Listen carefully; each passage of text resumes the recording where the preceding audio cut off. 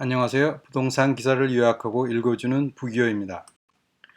오늘 읽을 기사의 제목은 공공재건축된 35층 제한 해제, 잠실 음마 50층 길 열리라는 제목의 2020년 7월 26일자 한국경제신문 기사입니다. 기사의 내용은 다음과 같습니다. 정부와 서울시가 공공이 참여하는 재건축은 현재 35층을 넘지 못하게 되어 있는 층수 규제를 풀어주기로 방침을 정했다.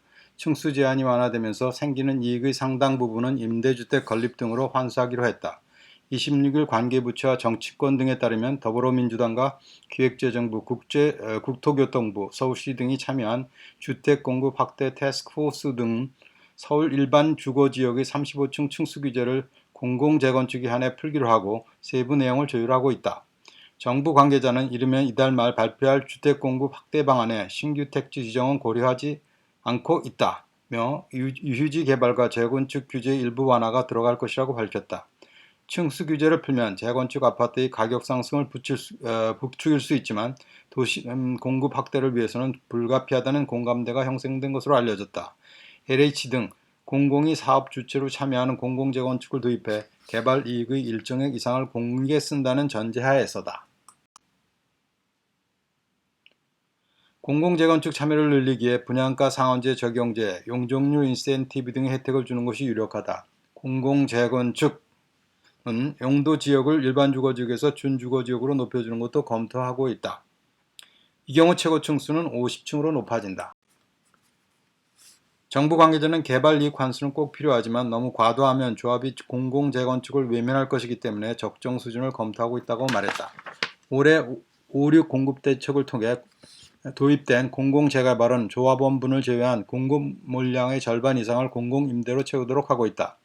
서울시는 2030 서울 플랜에 따라 2014년부터 재건축을 포함해 일반 주거지역 아파트는 35층을 넘지 못하게 하고 있다. 일조권과 조망권 독점을 막겠다는 취지다.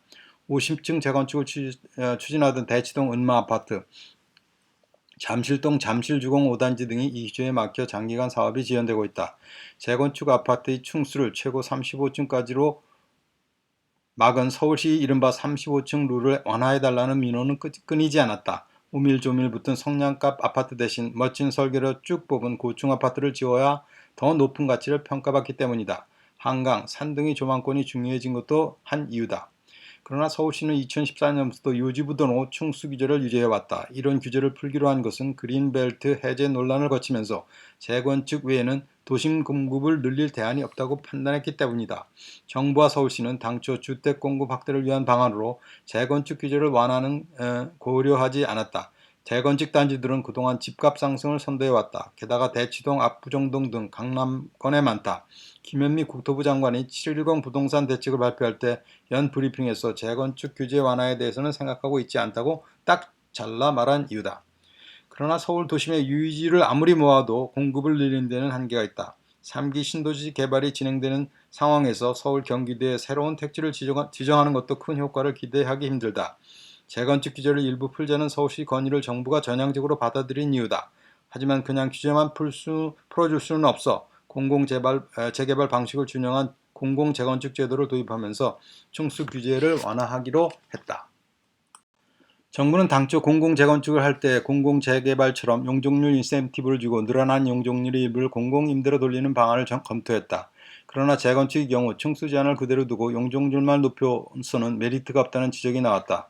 동간거리가 좁은 빽빽한 아파트를 지으라는 얘기이기 때문이다. 정부 관계자는 층수 규제는 그대로 둔 채 용적률 인센티브만 주면 공공재건축을 하겠다는 곳이 없을 것이라며 재건축 사업은 용적률과 층수가 같이 엮여 있다고 설명했다.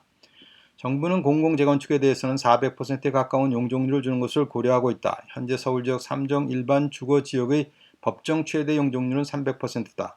오는 28일 시행 예정인 민간택지 분양가 상한제 적용 대상에서도 제외하는 게 유력하다. 분양가 상한제 적용을 받지 않으려면 일반 분양가 가격을 10 내지 20% 높일 수 있다. 정부는 층수와 용적률 인센티브를 주는 공공재건축에 적지 않은 조합이 관심을 보일 것으로 예상하고 있다. 오랜 기간 사업을 진행하지 못하고 있는 여의도 재건축 등이 대표적이다. 50층 재건축을 추진했던 대치동 은마, 잠실동 잠실주공 5단지 등 강남 재건축의 참여도 기대해 볼 수 있다. 점기업부에서는 임대주택 비율 등 개발이익 환수 수준이 관건이라고 보고 있다. 과다한 환수가 이루어지면 공공재건축을 하겠다는 곳이 없을 것이라는 얘기다. 정비업계의 관계자는 강남 사업장의 경우 제3자가 사업에 간섭하는 것을 싫어해 신탁 방식도 활용하지 않는다며 임대아파트를 짓는 것에 대한 거부감도 크다고 말했다. 한 부동산 전문가는 공공재건축도 아직 활성화될 기미가 보이지 않은 공공재개발과 똑같은 전철을 밟을 수 있다며 조합이 외면하면 공공재건축 층수 완화는 공급 확대에 아무런 기여도 하지 못하게 된다고 강조했다. 현재 서울 재개발은 임대주택을 최대 15%까지 의무 공급해야 하고 법 개정으로 오늘 9월이면 이 비율이 20%로 올라간다.